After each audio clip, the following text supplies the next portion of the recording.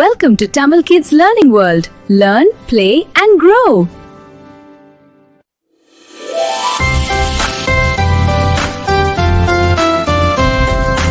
ஒரு விதை எப்படி செடியாக மாறுகிறது? மண்ணுக்குள் விதை முளைக்கும் விதம். வாங்க நண்பர்களே, எப்படி வளருதுன்னு பார்க்கலாம். இங்கே ஒரு சிறிய விதை. நாம் அதை மண்ணுக்குள் மெதுவாக நடுகிறோம்.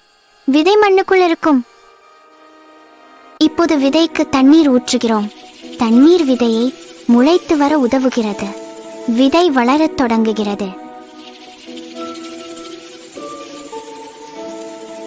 பாருங்கள், விதை மெதுவாக திறக்கிறது. ஒரு சிறிய வேர் கீழே வளர்கிறது. வேர் மண்ணுக்குள் கீழே வளர்கிறது. சிறிய தண்டு மேலே வளர்கிறது. விதை செடியாக மாறுகிறது. வாவ்! பச்சை முளை மண்ணிலிருந்து வெளியே வருகிறது. விதை இப்போது ஒரு அழகான செடியாக வளர்ந்தது. விதையிலிருந்து செடி வளர்கிறது. செடிகள் நமக்கு மிகவும் முக்கியம்.